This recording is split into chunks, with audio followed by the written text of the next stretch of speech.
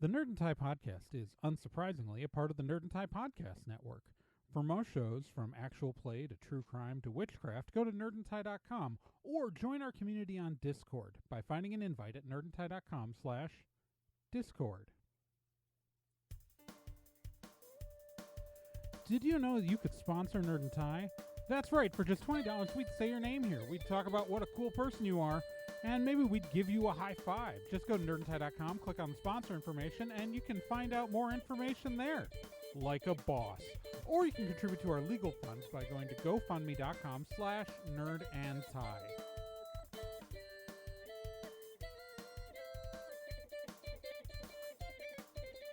This month on Nerd and Tie, we're talking about the AnimeTube Kickstarter, whatever the heck that was.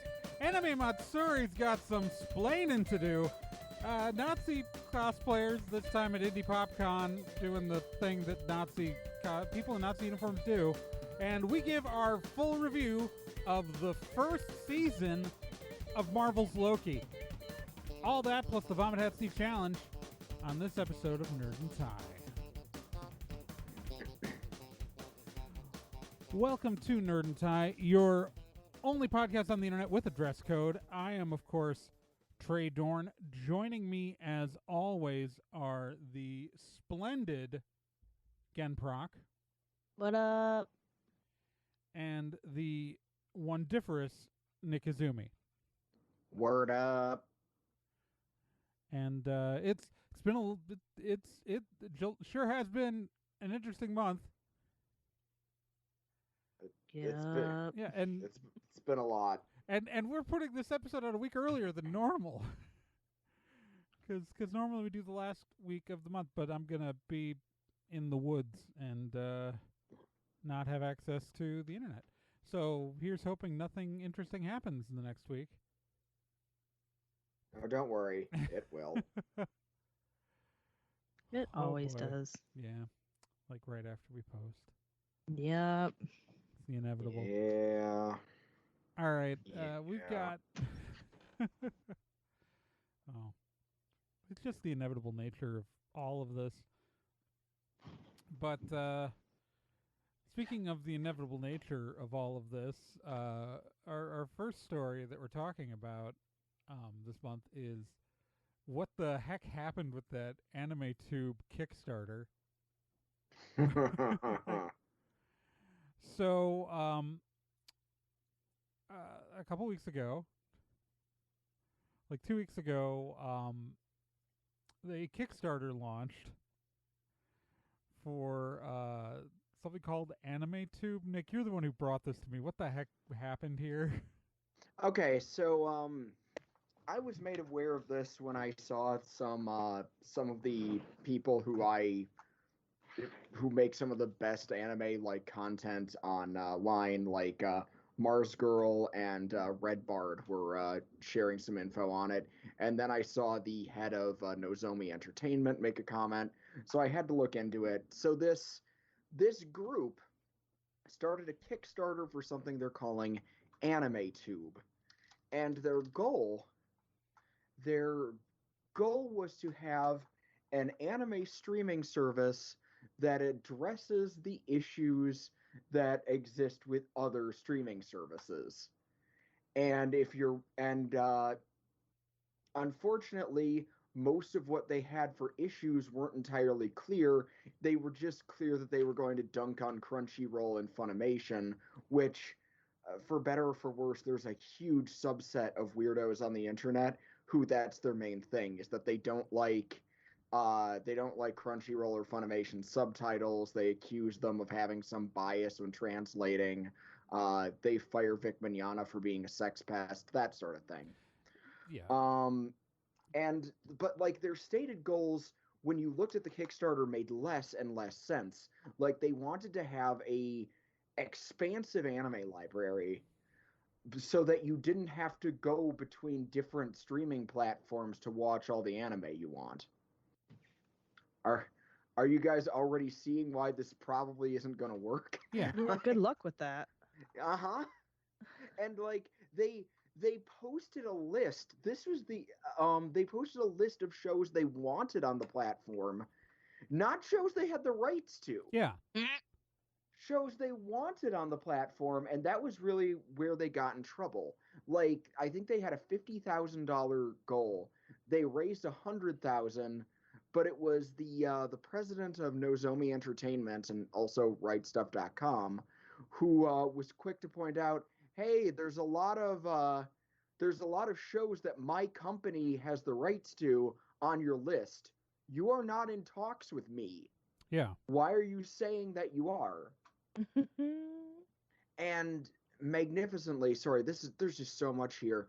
When they were asked about it, the people running the Kickstarter waffled between, well, we only want to answer questions that are asked in good faith. We don't want to engage with trolls, which is still not a good, in my opinion, still not a good method, especially when you're very publicly asking for people's money.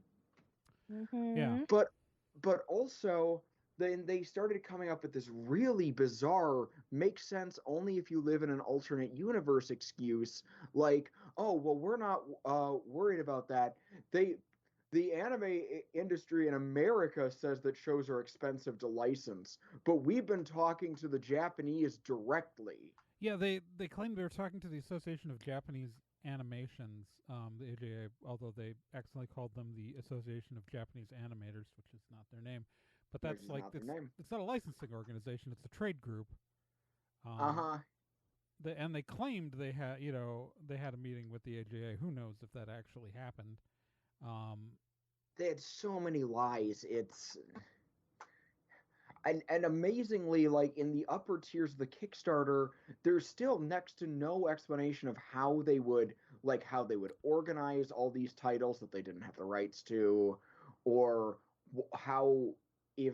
since they wanted it to be free with ads, a thing that Crunchyroll already does, like how they're going to be able to afford like keeping that up, because video hosting is a terrible expense. Like, even if they combined the libraries of Funimation, Crunchyroll, everything on Hulu, everything on Netflix, all the anime that's currently out on these streaming services, and even the ones that aren't, like, that's a lot of data. That's a lot of data, but also like, remember, like, there's a reason that there are Netflix exclusive shows. Right. Like, well, okay, and so here's some fun stuff. Anime News Network wrote an article about this, and so I'm just going to quote their article because Anime News Network posts. So the campaign is being run by GameFace LLC in Austin, Texas. The company describes itself as a, quote, mobile applications development studio with over 10 years of mobile application development experience. We've produced over a dozen mobile applications on the Windows 10 and Xbox One platforms with an average rating of 4.7 out of 5 stars, end quote. GameFace's official website lists Soundhead, quote, as one of its previous apps. The app's name is identical to an app which was pulled from the Microsoft Store last year, although the Kickstarter page makes no claim of association. However, the previous app, which pulled anime video from multiple sources, including unauthorized YouTube uploads, was published by a company called Aeon Enterprises LLC. Both GameFace and Aeon Enterprises share the same registered address. Whether team, it's and so it looks like they had an app on the Microsoft Store that was pulling pirated anime off the internet, not on a server they owned, to which is probably why they're not in jail. But it is why their app got pulled. So it's and they in a quote to Anime News Network, they said they never hosted any content on their own servers at any point in time, nor do we upload any of the content to YouTube. And it's just like, it's just this amazing thing that like these guys are so like they're opportunists. I really want to know what their end goal was, because like you're raising money on a public platform like Kickstarter, and it's what happened was is that after like within a week of this blowing up on the news is that Kickstarter pulled the Kickstarter, and right now if you try to go to the campaign, you'll get a notice from Kickstarter saying it's subject of an intellectual property dispute and is currently unavailable. So the Kickstarter has pulled the campaign. So they haven't gotten a dime from this. The Kickstarter generated no actual money, even though like people like signed up to contribute to it because Kickstarter killed the campaign before any payout could happen. Thank God. Like, what was their plan? Like, this is the amazing thing is it's like, so either, like, clearly these guys have enough experience in software development where they've gotten stuff out there into people's hands, and they knew that they had released an app that officially, that like, at least ostensibly seems to have been pulling down pirated stuff off of other people's servers. And they were going to then raise money on a very public platform like Kickstarter to create a service that they were going to charge. They're taking money for a service for something that they didn't have the rights to. Like, and if you're gonna go and run a for money piracy website, you don't go on Kickstarter. And if you are gonna go legitimate, you make the negotiations first. You know, it's, you talk about like the anime industry, and it's like, it's been around. The anime industry started with you know college students pretending to have big companies talking to Japanese companies on the phone, but they did it legally. Like, you know, there's a joke about how ADV pulled their name out of a hat pretty much, because they needed a name for the company. But like these guys, like you have to do the licenses first. Yeah, you can't just go, oh, I'm going to do this, and then again, like some of the shows I had listed, B-Stars. Yeah.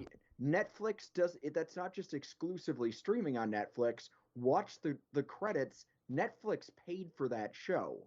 Like, they co-produced it. They're not gonna just let any other platform have it. Exactly.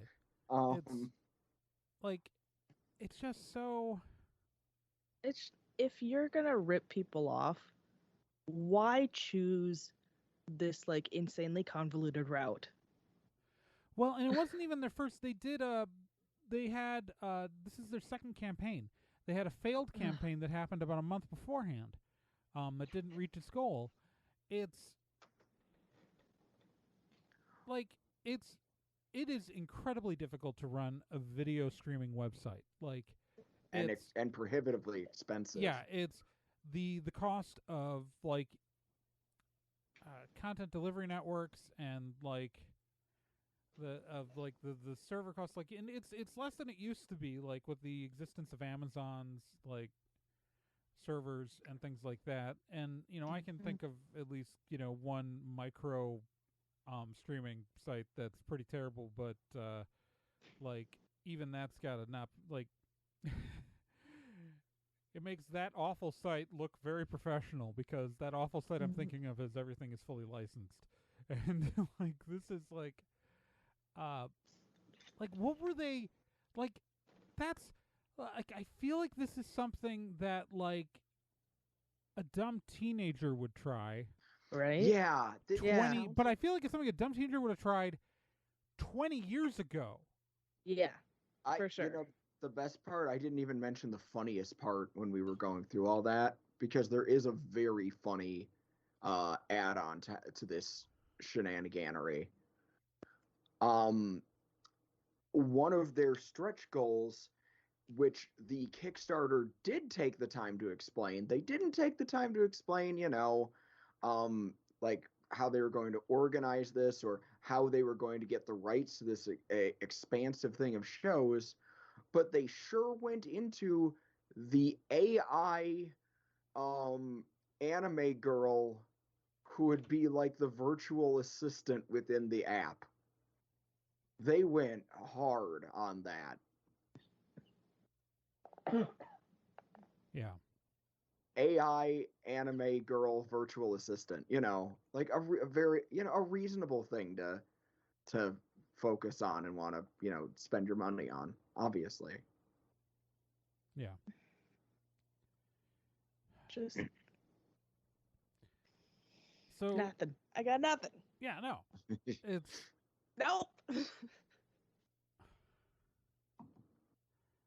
Yeah. Yeah. Yeah.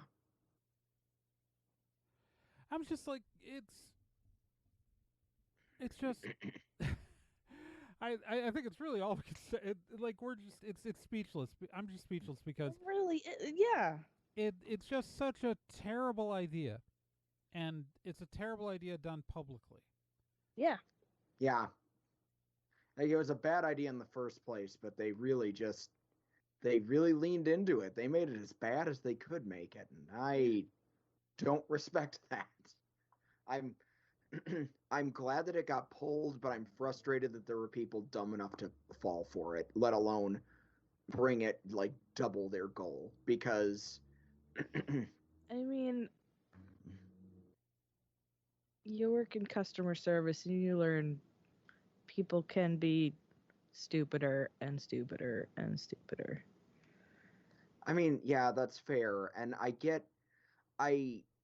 to an extent, I get not wanting there to be a monopoly of who licenses and distributes anime, I mean, but I can see how, like, a lot of us are frustrated at, streaming services in general and just like how many there are. And if you want to watch everything, you need to have like 15 different services. Yeah, I get that. I get wanting to like consolidate things and make it like cheap, affordable, and available. Right, but also things like copyright law exist. Right? Yeah.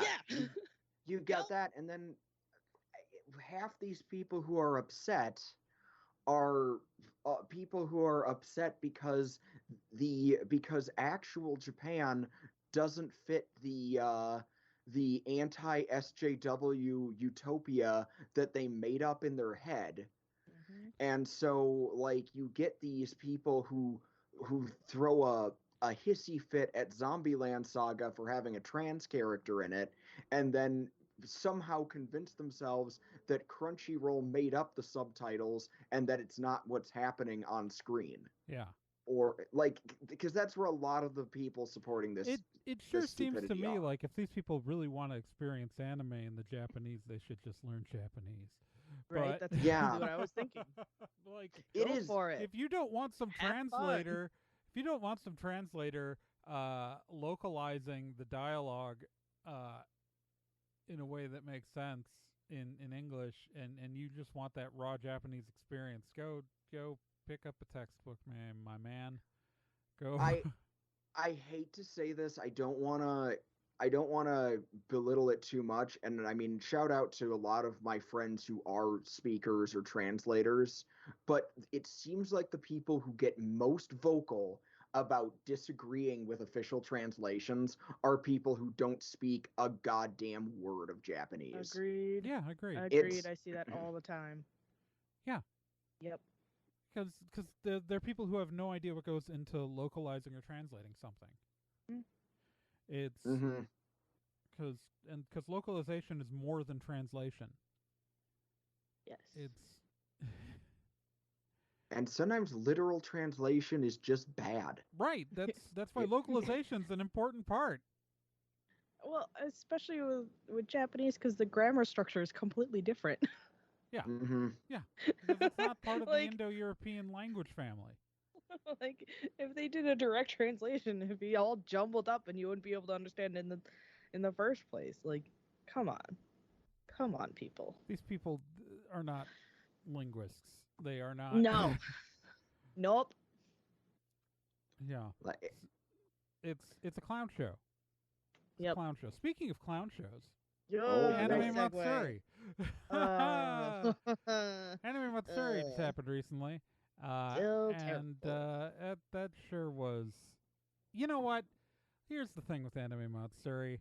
Was I shocked at the disorganization or the things not happening on schedule or Vic Mignogna being there?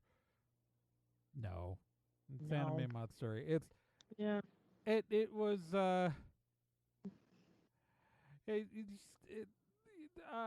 seeing a lot of photos of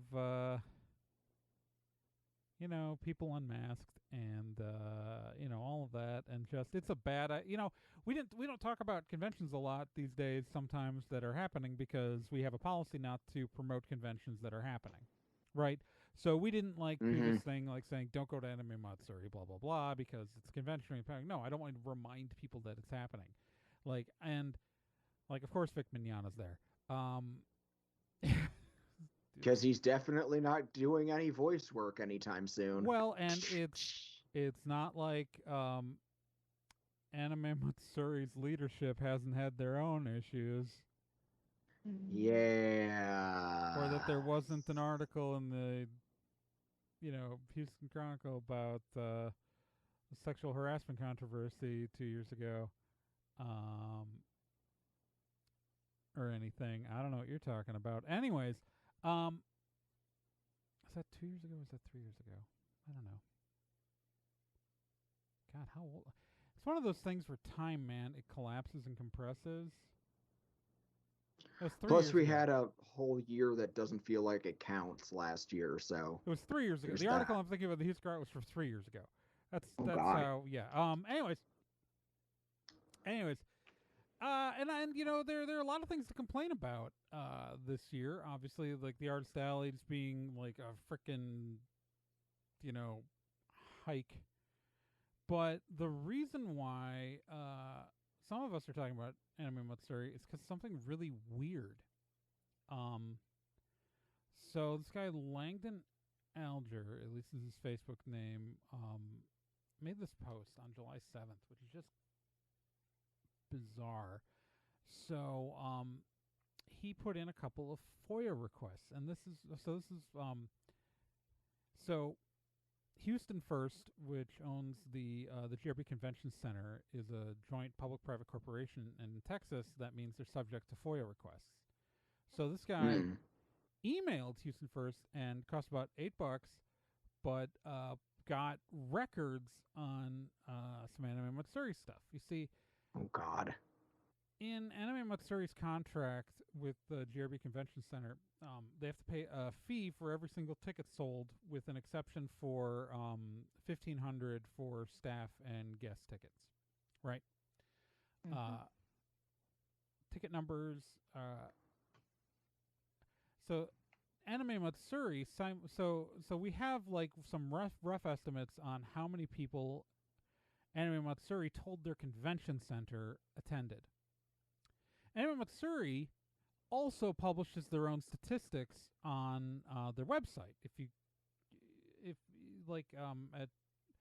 go to 2020.animematsuri.com/stats-and-growth, you can actually get like they've got breakdowns of attendance, and so Anime Matsuri claims in 2019 to have had 43,000 attendees. Okay? Okay. Now, they don't have the exact numbers broken down on... they pay between $5 and $10 per attendee to the convention center. And they have a line item for a total amount in their in this paperwork.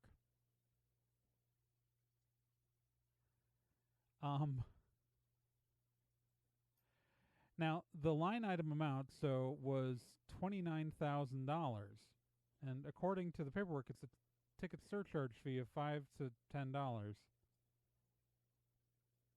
So $29,000, 43,000 attendees, according to their own numbers. Now, if you do the math at the most generous of like $5 per attendee, that's still under 6,000 attendees in 2019 that they paid the convention center for, unless I'm reading this wrong. But yeah, so if they're paying $5 to $10 per attendee to the convention center, if they are, that can only be like 6,000. If they're even paying $1 per attendee to the convention center, that's still 29,000, which is not 43,000. No.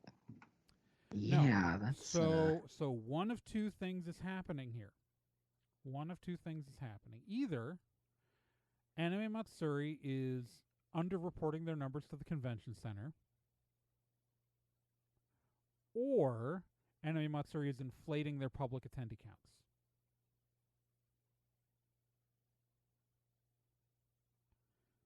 Both of which are not good. Right. I'd say neither is a great look. Neither is great.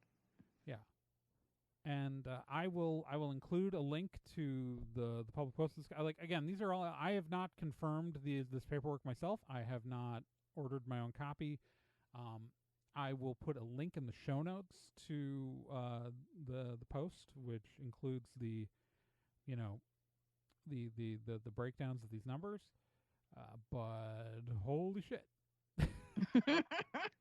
Yeah. Yee. Yeah, that's about it. There are allegedly lawsuits in Harris County, Texas, against Matsuri for non-payment. Oof.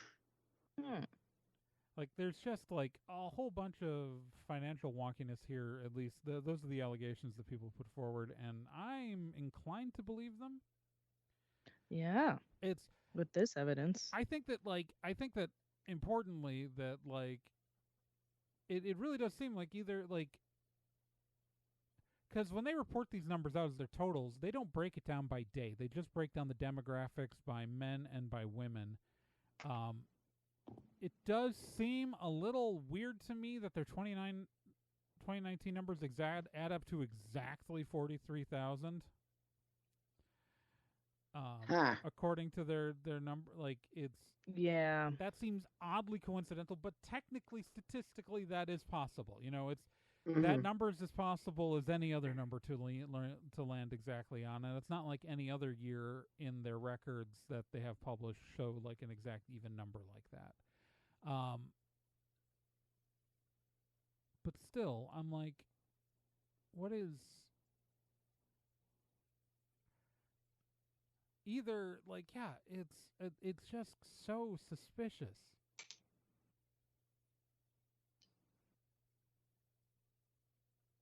It's so suspicious, and yet I'm not surprised at all. Not surprised in the light. I would say, yeah, like, yeah. It's like, of course they'd be doing something like this. Oh. Yeah. I am shocked. Absolutely shocked. I know with their did I hear that right, that they're going to have Manana's lawyers like as guests at some point, or I don't know if they're. I know other there's a convention in Canada that I know brought them. Like, a couple of cons have done that. that's really gross. That's really gross. Like, yes. And shows that you're really freaking desperate for guests. Wow. Well, or you have really bad taste in people. Could be Yeah. both. it's I mean, so here's the thing. There are a category of people who don't think that Manana did anything wrong. Oh, that's And right. You got to remember those people exist, but also, frankly, Don't want to. it's well, okay. So here's the thing. Mm-hmm. There is they see it as profitable in the short term to invite him as a guest, because he's got right now a rabid fan base that is willing to put up with anything. They see You're not wrong. the money. They see Yep. it as money. Yeah. Mm-hmm. I hate that you're right, but you are right. Yeah. And right now, the Vic Mignogna stands there's enough of them where you can, like, they've turned themselves into like this anti-SJW icon. You know what I mean? Mhm. Like, it's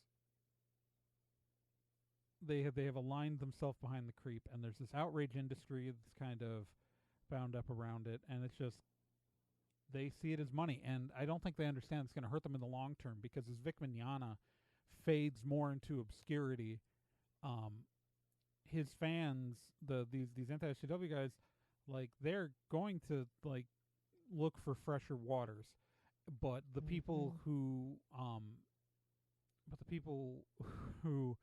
are bothered by Vic Mignogna and don't want to support a harasser are going to remember the people who did.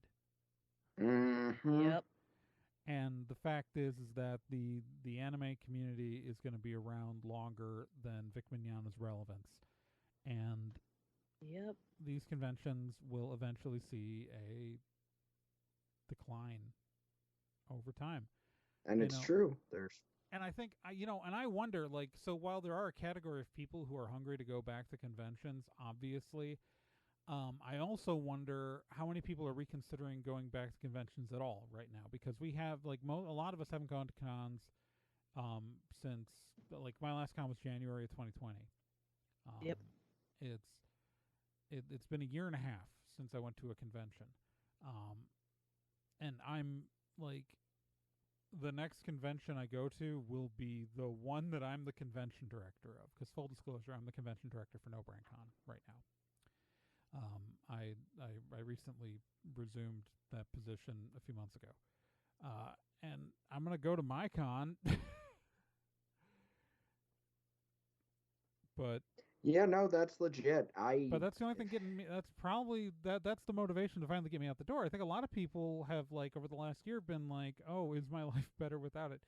It's like, "Oh, look, I can just, like, actually talk to my friends independently of conventions." Mm-hmm. You know, it's yeah. No, it makes sense. It's We won't forget. We won't forget. No. So, with Anime Matsuri on the mind, I don't remember, but like 3 years ago, there was that whole thing with Anime Matsuri with the Nazi walking around the convention. Don't you love it? Keeps popping up, doesn't it? And we wrote an article called "Dear Congoers of America, Stop Wearing Nazi Uniforms." Well, looks like we got to trot out that advice, because not at Anime Matsuri, but instead at IndyPopCon, a convention that also decided to run. There was so this guy who's I don't know if it's his real name or not, but his Facebook account is Skylar Wire. He showed up at IndyPopCon in a full Nazi uniform. He claimed it was a Dr. Edward Richtofen cosplay from Call of Duty Zombies, but if you look at a photo of the actual character and you look at a photo of this guy's cosplay, it's not that uniform. This guy, which means this guy already had a Nazi uniform. Ugh.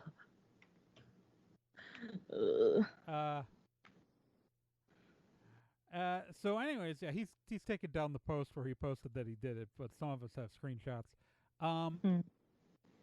IndyPopCon has, to their credit,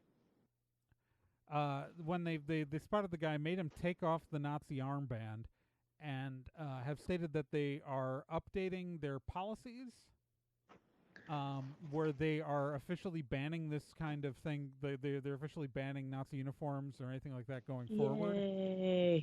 better late than Yay. An appropriate response.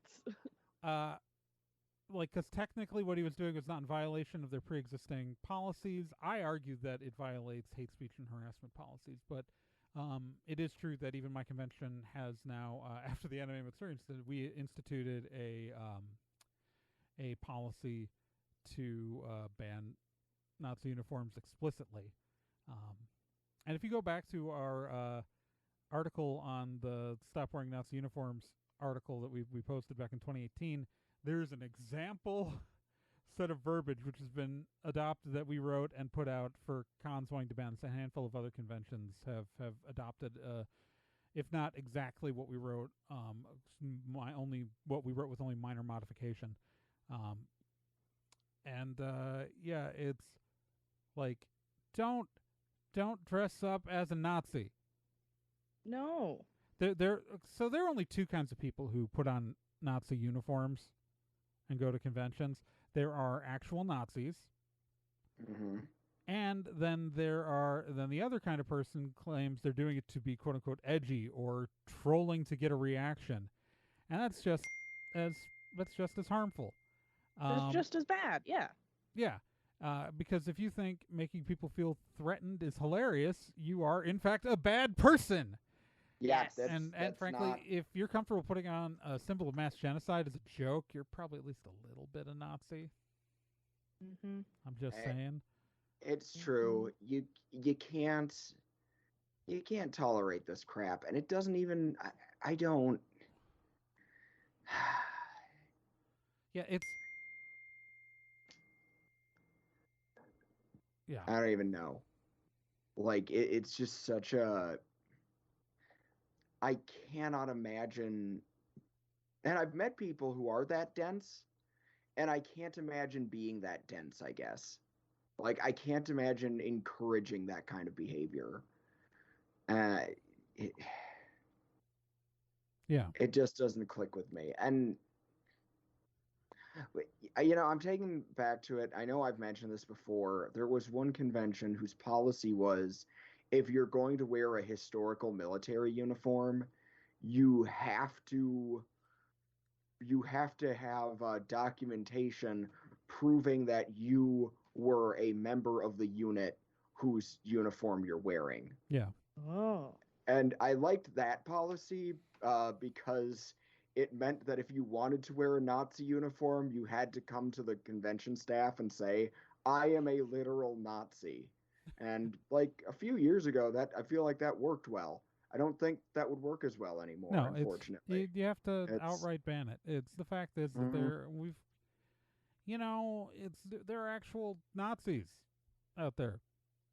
Like there are American... There have been actual Nazis out there for a while. It's just we've chosen not to actually take it seriously, and then I also feel like when I used to spot someone in a Nazi uniform like 15 years ago at a con or something like that, I didn't like it then either, and I thought it was offensive. But I always feel like there was a little, like, they did more work to, like, you could actually believe that the person was doing it because of a cosplay.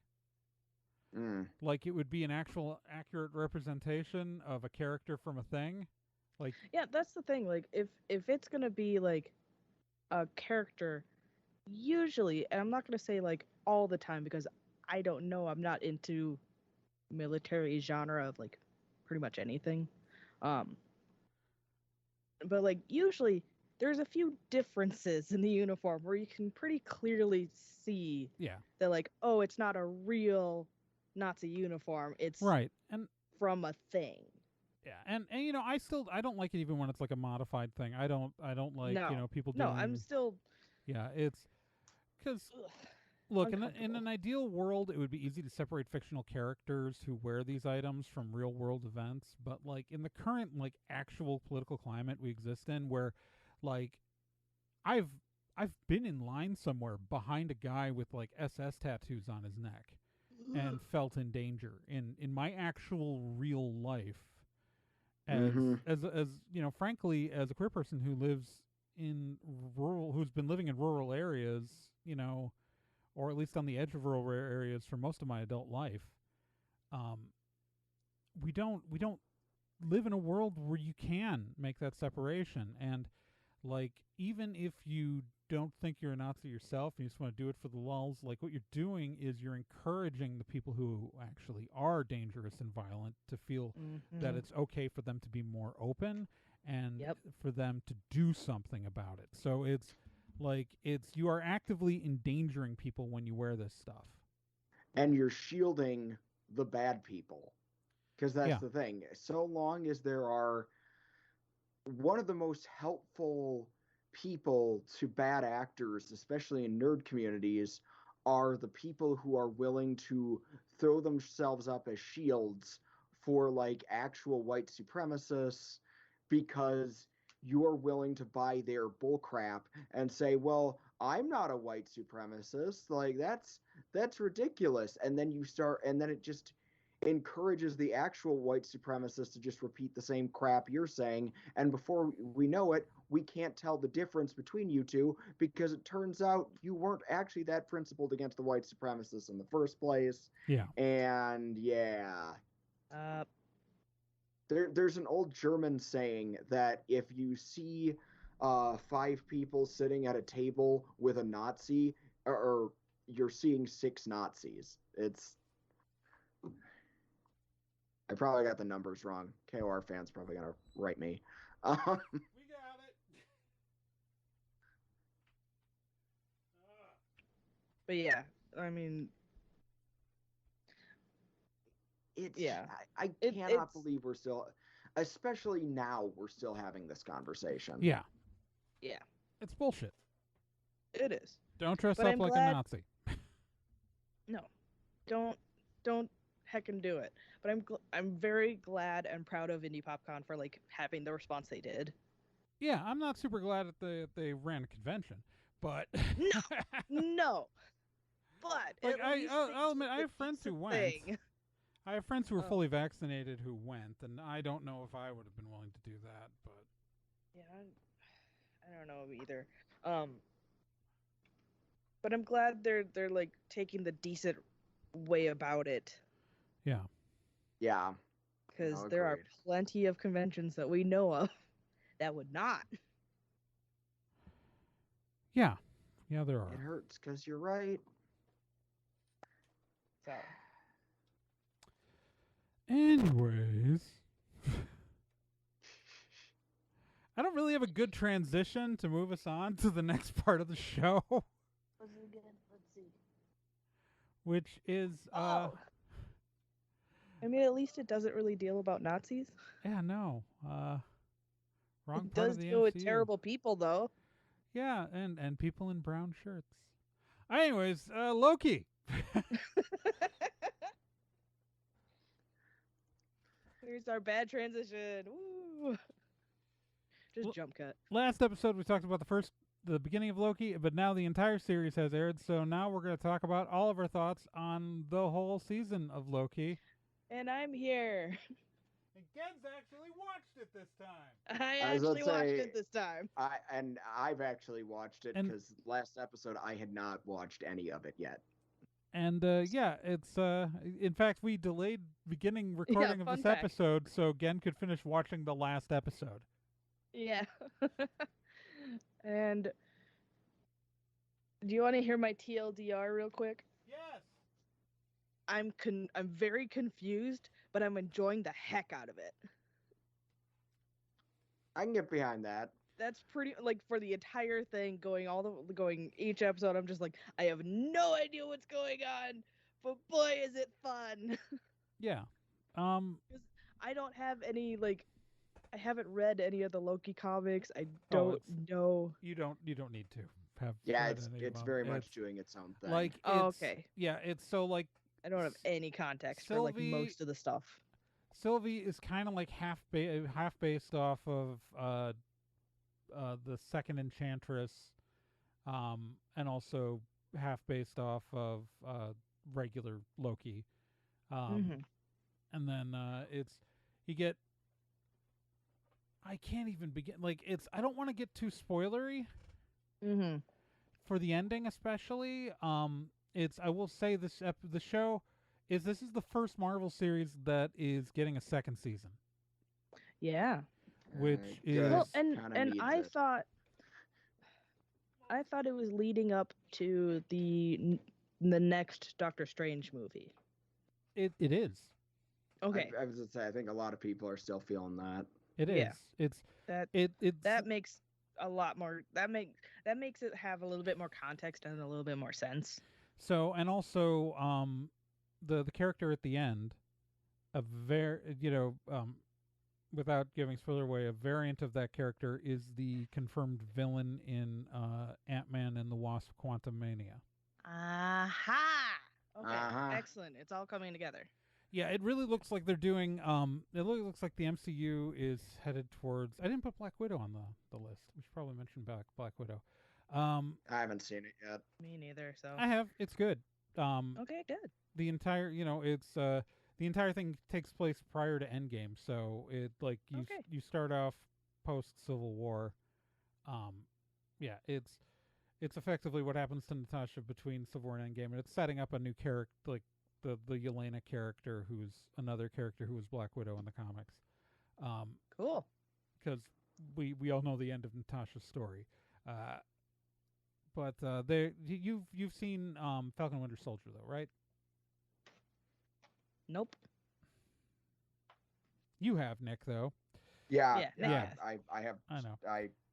Yeah. So it really looks like they're setting up two different directions with the MCU going forward into this phase, and that is the multiverse stuff, which we're getting out of WandaVision and Loki, and that's going into Doctor Strange, and then simultaneously getting like this Dark Avengers thing, which we got out of Falcon Winter Soldier, and then Black Widow, and that looks like it's going to go into the Hawkeye series. And those are kind of the two main plot threads that are coming out of the MCU right now. And this falls straight into the multiverse. Oh, for Loki, sure. Loki, yeah, it's I don't for anyone who does I don't want to spoil too much about the ending.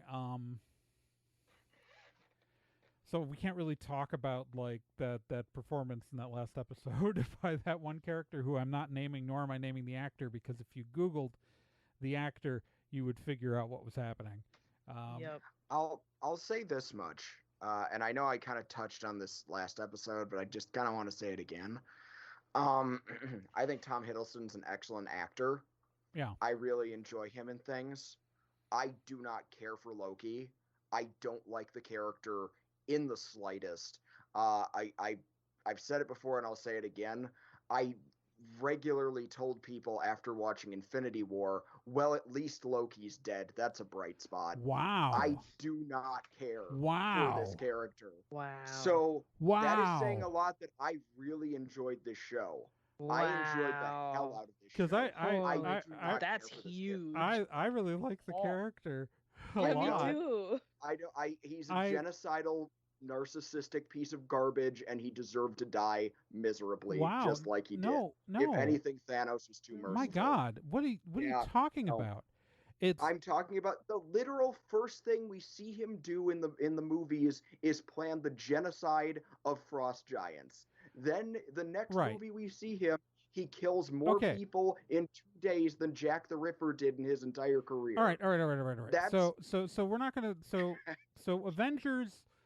The argument. What's supposed to be happening in Avengers is that he's under the influence. I'm not talking about the Frost Giant thing. In Avengers, he's supposed to be under the influence of the Mind Stone. The same way that like when the Mind Stone is in the lab, all the Avengers start fighting with each other under the influence of being around it. So it's drawing out the worst qualities in him. Loki's entire arc is that he's desperate to feel loved, and he's trying to do anything to prove himself to feel it because Odin was a shitty father. No, I agree with that, but that doesn't make up for I don't know, gaslighting your dad and leaving him on another planet so you can steal his throne, gaslighting your brother into thinking that you're dead. I'm not saying you should want to hang out with him. I'm saying I really like him as he's a complex character. The thing is, when your first thing you do is plan a genocide, I don't care how complex you are. You're a genocide planner. Because he's been raised to think that the Frost Giants are monsters. He's raised, Odin was so bad at this. I'm not saying Odin isn't partly at fault, but literal first thing out of the gate, that's not a great way to start off a character if you want me to like them in the long run. You have to put forth effort to get a redemption. If you do something that bad, redemption requires real effort. And is that not what he's trying to do now? That's why that's what he's trying to do now, and that's also what he was trying to do in Ragnarok, like with the alternate version of the character. Yeah. And the Dark World, I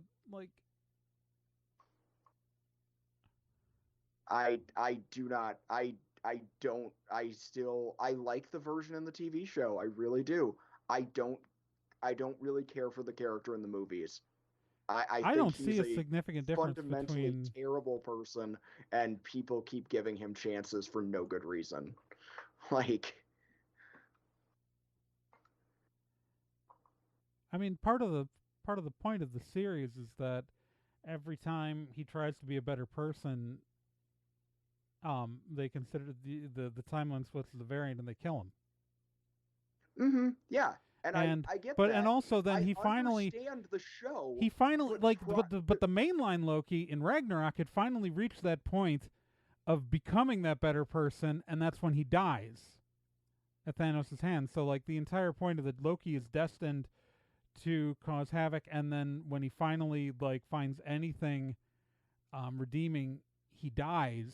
In like that's the whole point of like fighting against it. No, I understand the show. Yeah. But well, it's not you're just the looking show. at That's it from contextualized from the current show. I had no reason to think the Mind Stone, for example, had any influence. Oh, that's not just from the show. That's been Marvel's like official position in explanations for stuff for a long time.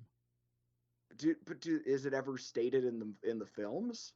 Is it even implied in the movie? I never got that implication from the movie. That was their official statement after Joss Whedon fucked up the character in Avengers. Because if you watch these movies, now you're going into another thing that I hate, which is making excuses for bad storytelling. Well, no, because his fact. Characterization in the movie, his appearance before that and his appearance after that are much more consistent with each other than Avengers, and so it's been, that's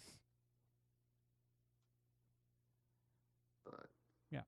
Anyways, we like Loki. I really did like the show. It had very Douglas Adams vibes. It's a good show. Nick and I are never going to agree about mainline MCU Loki, and we're apparently going to have a fight about it. So look forward to that the next time we're at a convention as we just wrestle it out. Nick's in better shape, but I've got better reach. They've got youth, I've got experience. Just to touch briefly on Black Widow, it's good. It's exactly what you expect. Don't expect the most amazing cinematic experience you've ever seen, but there's some neat stuff, and the acting's, good, and there's neat action scenes, and really feels like a second Black Widow movie to a first Black Widow movie we never got. Oh, I will turn back to Loki for one last parting thought. And I'll try to make it spoilerless as possible, but I really hope jet skis happen. Right? Same. Right? We never got a jet ski pay. I don't think that's a spoiler to say we never get a jet ski payoff. I want the jet ski payoff. Where's my goddamn jet ski payoff? I waited through all those credits and didn't even get a jet ski payoff. There's something that's moderate spoilery, but I do kind of want to talk about that made me very happy, aside from how Douglas Adams flavored everything was. You know what? Disney Plus has put up posters like on social media. You've probably seen them by now. I loved seeing Richard E. Grant a regular human man wearing the Jack Kirby costume. Oh yeah. Like we're not even like an actual human person wearing a Jack Kirby illustration, not a made realistic or stylized. Oh no, it's straight up Jack pure Kirby right clothes. out of the comics. Like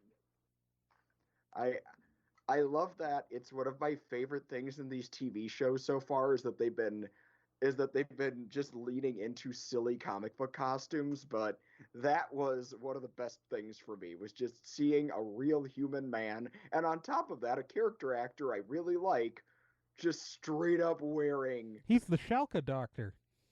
Yeah.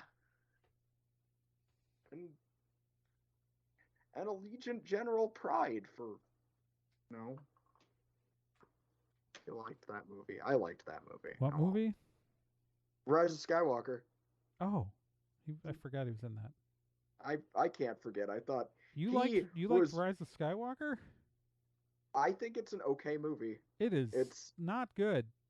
It's not especially good, but I will take it over literally any of the prequels you or know the what? pilot film for the pilot film of Clone Wars any day. Here, I'll say Like, this. I will take it over Revenge of the Sith any day. yeah, But don't get me wrong, it's a messy movie, and I'm very frustrated with some of the choices. me saying but- that, I hate Revenge of the Sith. That's my least favorite Star Wars movie that I've seen. I've never seen the Clone Wars movie, so I can't make a comment on that. You're not missing anything I didn't because think I was. it's flavored a lot more like the bad episodes of Clone Wars than it is the good episodes. I mean, it introduces Ahsoka. That's something. Yeah. It's not enough something though. I never watched the Clone Wars, or I never watched any of the animated shows.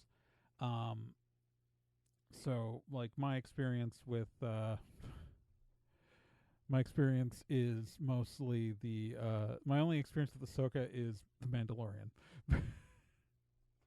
Oh, she has a fantastic arc between Oh yeah, no, I not believe just you. the seasons but the shows. She's an excellent character. I believe you. One of my favorites, I just actually. haven't sat down and watched it. You know what I mean? Like, Yeah, and like real talk, season one has its gems, but it is a slog. Because there's a lot of really bad episodes in season 1 of Clone Wars. And even season 2. Once they get to Mandalore, though, show kind of picks up, and just avoid the Jar Jar episodes and you're pretty good. all right. With that, we should probably move on to the last portion of our show, which is, of course, the Vomit Hat Steve Challenge. Now, the Vomit Hat Steve Challenge is the part of every episode where I read a line out of a book, and the challenge to you, the listeners, is to guess what book I'm reading from. If you guess correctly, you get included in the Hall of Awesome. The benefits of the Hall of Awesome are as follows. 1, we put your name on a buried page on our website. 2, we read your name out loud on every episode of the show. And 3, there is no 3. Why do people keep asking for a 3? Why is there this thing in our language where we demand a third thing? The current members of the Hall of Awesome are as follows. Arkamai, Zero, Ren Incenti, Shizu McDaniel, Krista, Slithery, Shameless Otaku, The Random Ramblings Man, Corfan, Capito, Chris Graham, Lilisaurus, Paper Godzilla, Cavsy, The Minnesota Librarian, Sean Orange, Keith Shizuo, Sakura Sunset, Joel Kreisman, Patrick Delahanty, Wonderland Hearts, and Megsy Sass Council. I've been reading from the same book for a while, and I think I'm going to put it on a shelf and grab something else. I don't. Sweet. I'm tired of it. None of you are guessing. Guess better. I spent like a Jeez. year on that book, I think. So let's see here. Here's the line from the book. You'll have to start as a lance constable, but a man of your talents ought to make it to sergeant within a year. If you know what book that's from, go to nerdandtie.com/contact, click on the Form Me form, tell us, and we'll include you. Or if you feel like writing in, we actually, when we get mailbag entries, we actually do a mailbag section here. So you can actually fill out the form there or on the official Nerd and Tie podcast show page, contact forms on both, and just write into us and tell us your thoughts, your hopes, your dreams, your reasons that you think Nick is wrong about the character of Loki. I'm sure there are many of you who have. I know there are many of Who you, knows- but guess what? who I'm agrees used with to this me. because I have better opinions than most people. Nick is wrong. All right. No, I'm pretty sure I'm right. That's what every wrong person says. Please write to me to tell me why I should feel so sorry for the guy who tried to genocide an entire planet. I really want to hear it. Tell me your justification. I want to hear it. It'll be great. Yeah. Anyways, just give us your hopes, your thoughts, your dreams, your wishes, your reasons to just tell Nick he's wrong. All right. Tell Nick they're wrong. Tell Nick they are wrong. All right. Anyways, this is probably where we should start running for the hills. Yep. I'm Trey Dorn. I'm getting proc. And I'm right. Okay then. All right. Well, anyways, you can subscribe to the show on iTunes, on Google Podcasts, on Spotify, just anywhere your little heart desires, as long as you do. And consider leaving us a rating on Apple Podcasts, because that will help juice us in the algorithm on a lot of different websites. So that helps. You can also follow us on social media. We are on Twitter at Nerd and Tie. We're on Tumblr at nerdandtie.tumblr.com. We're on Facebook at facebook.com/nerdandtie. Remember, you can support the show fiscally by sponsoring it, or you can donate to our legal fund at gofundme.com/nerdandtie. And if you want to just support us on our own, Gen's got a Etsy store, Ocelot Dude Designs, where they sell neat stuff. Nick and I both have Patreons. Nick, their Patreon is patreon.com/nickizumi. My Patreon is patreon.com/TRAEGORN. And remember, in your heart, in your hopes, in your dreams, in the places where you can't see at night, remember, we're part of a network. And being part of a network means we're connected. We're connected to you. We're connected in your heart, in your mind, in your soul, but also to other shows on the network. That's a segue to a plug, like, I don't know, like The Meat Grinder. The Meat Grinder is a 9-episode limited series, actual play series, starring all three of us from this show, along with Kyle Johnson from Stormwood and Associates, and then first season has Scott Logan and Krista C., also players. And it's an actual play show where everybody dies all the time. And the final episode of the first season is going up on August 15th. So, like, you can find out what happens. You can just go sit down and binge the whole season pretty soon, and you should listen to that. And you can find all that at nerdandtie.com/meatgrinder, and it's super fun. Right? Right. Right. Yeah. All right.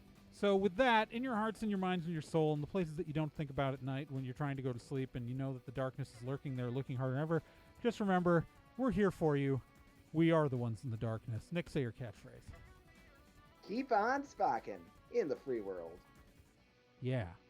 And if you don't, they're coming for you. Also, Loki Gator, best Gator. Agreed. I don't know. Maybe you thought that gator was too genocidal.